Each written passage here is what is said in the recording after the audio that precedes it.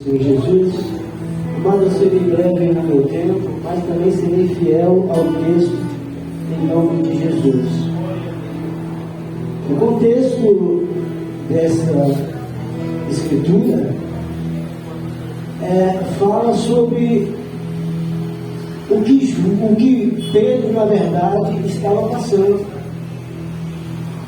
Pedro, por ter até afirmado para Jesus que daria a vida por Jesus, no entanto, ele negou a Jesus 3 vezes.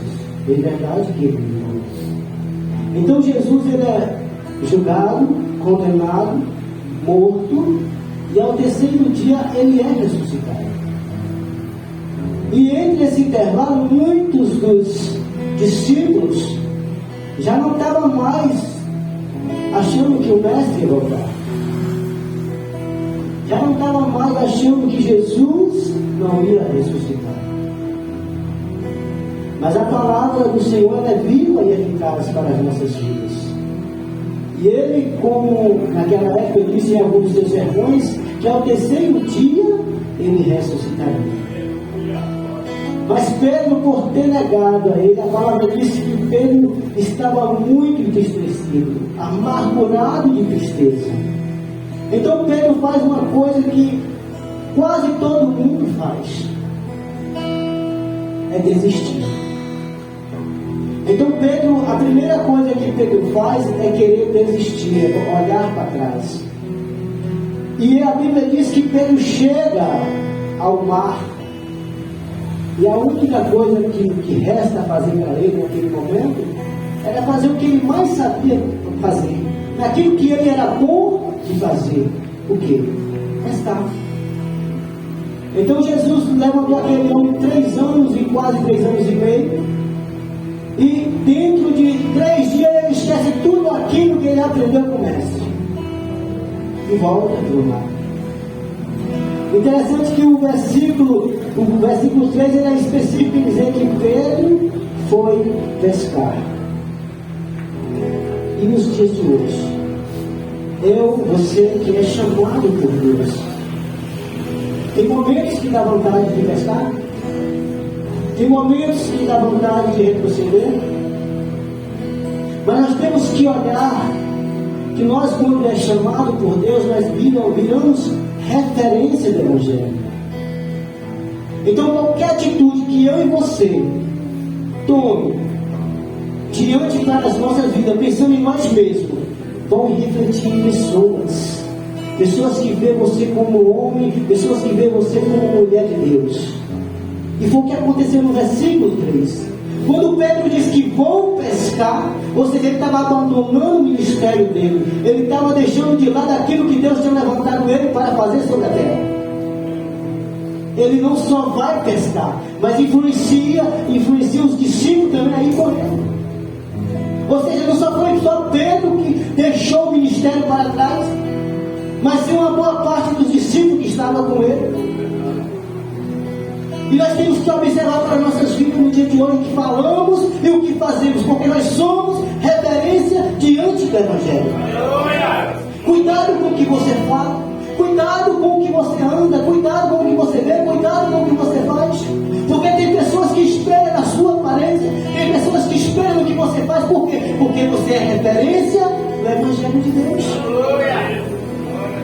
E muitas vezes a gente faz coisas pensando em nós mesmos e acaba se machucando lá na frente, e pessoas que estão vendo nós daquela mesma forma acabam também. Porque vem em mim um Evangelho de Deus, vem em você uma mulher cristã, um homem cristão, que fala a verdade, que fala aquilo que Deus quer que fale. E com Pedro não foi diferente. A Bíblia diz que eles passaram a noite inteira fazendo o que mais eles sabiam fazer. Jogava a rede, puxava, nada. E cada vez que jogava a rede, que puxava, a decepção só aumentava. Mas por que a decepção só aumentava? Porque era aquilo que ele sabia fazer, era naquilo que ele era o melhor para fazer. Nenhuma piada, nenhuma piada. Então amanhece o dia, A Bíblia diz que Jesus aparece à beira do mar.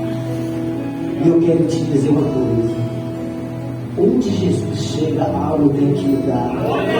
As coisas não podem permanecer assim, da mesma forma que está. A Bíblia diz que Jesus chega e está cerca de 100 metros, ou mais ou menos um pouco, e grita: filhinhos, tem alguma coisa para comer? Você percebe que eles estão tão focados com a pesca e na decepção de passar a noite toda trabalhando e nada conseguiu, que a resposta que eles têm não. Mas o que me chama a atenção é que aquela voz que perguntou vinha 3 anos e meio com eles, e eles não conheceram a voz de Jesus. Eu creio que se você perguntar aqui para um irmão que mora até distante e ligar para você ou falar, se você vai conhecer a voz. Aqueles homens ficaram 3 anos com Jesus e Jesus pergunta, mas eles não conhecem Jesus, a voz de Jesus. Por quê? Porque está focado no passado. Deixou de fazer aquilo que o mestre chamou para fazer. Estava tão focado no passado em conseguir peixe, e a decepção era tão frustrante que ele não deu ouvido que estava perguntando. Então Jesus agora vai chamar a atenção deles. Jesus diz: olha, jogue a rede para o lado direito. Louvado seja o nome do Senhor. Então Jesus agora está na direção. E quando Jesus está na direção, as coisas mudam. O interessante é que as coisas mudam não do jeito que eu ou você quer, mas do jeito que Jesus quer. E ele muda.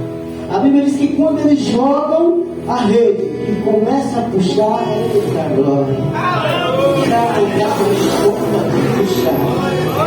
Eu quero dizer para alguém nessa noite que Jesus está aparecendo na tua casa. Jesus está chegando na tua vida. Jesus está chegando no teu casamento. Jesus está chegando no teu trabalho. Jesus está chegando no teu ministério. Talvez você entrou aqui frustrado. Talvez você entrou aqui dizendo para o Senhor que vai largar o ministério. Talvez você entrou aqui dizendo para o Senhor: hoje não está mais comigo, eu estou entregando, estou espendurando a chuteira. Mas Jesus está te dizendo: ouça a minha voz, eu tenho controle de tudo. Sou eu que tenho controle da tua vida, sou eu que tenho controle da tua direção. E eles ouviram. O interessante é que quando eles jogam a rede, que puxam e sintam o peso da rede, alguém lembra? Alguém lembra de que estava fora? No mesmo instante, a Bíblia diz aqui no verso 7, no mesmo instante que eles percebem que a rede está pesada, a Bíblia diz que João, aquele que o amava, que Jesus o amava, lembra: Pedro, é ele, é Jesus que está lá. Olha que maravilha. Perceba que precisou Jesus fazer da mesma forma da primeira multiplicações, da primeira pesca maravilhosa. O interessante é que na primeira pesca eles ainda não eram discípulos. Não era. Jesus chega à beira-mar, pede o barco emprestado para fazer um culto como esse. Então eles cedem o barco, as redes da Bíblia já estavam lavadas, porque eles passaram a noite toda sem pegar nada. E Jesus começa a fazer aquele culto. E quando termina o culto, Jesus pergunta: e aí, pegaram o peixe? Então volte para lá. Volte.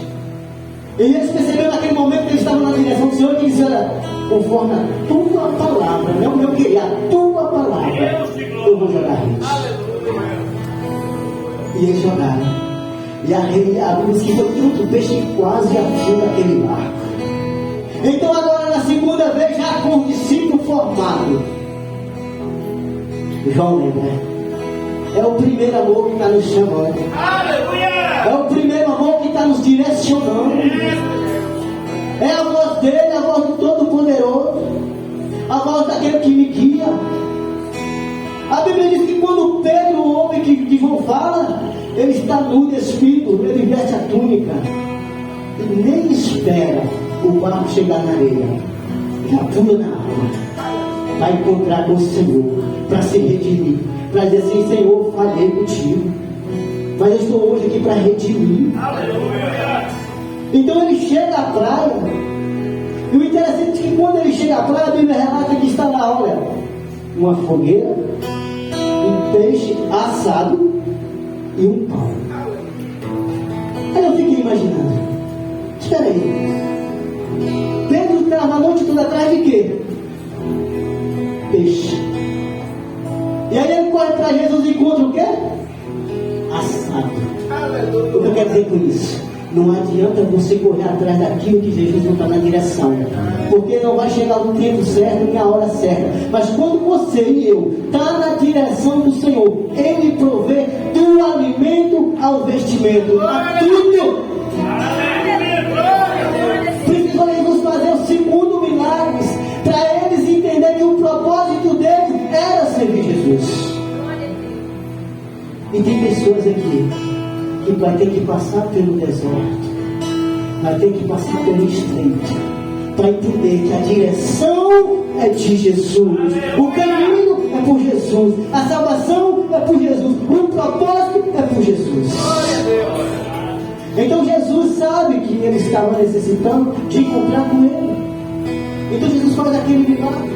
O interessante é que Jesus alimenta eles, mas para Jesus mostrar para eles que não precisava dos peixes, disse: vai lá, pega os peixes que vocês pescaram. E a Bíblia diz que foi 153 peixes grandes. Entenda uma coisa: o grande da sua vida, a rede cheia da sua vida, é a presença de Jesus. Não tenta fazer aquilo que você não consegue dar conta fora da presença de Jesus. O tempo vai passar, você vai se desgastar, você vai frustrar e nada do que você quer vai acontecer. Por quê? Porque Jesus não está na sua vida, Jesus não está no negócio, Jesus não está no propósito. Não entender o propósito de Jesus, só aceite e cumpra o propósito de Jesus. Então agora está chegando a noite. A Bíblia diz que Jesus chama Pedro e faz uma pergunta: Pedro, tu me amas? Mas por que Jesus fez aquilo? Porque Jesus, ele é conhecedor. Ele sabia que Pedro amava. E Pedro responde: Senhor, eu amo. A segunda vez, a terceira vez, aí Pedro se entristece. Mas por que Pedro se entristece?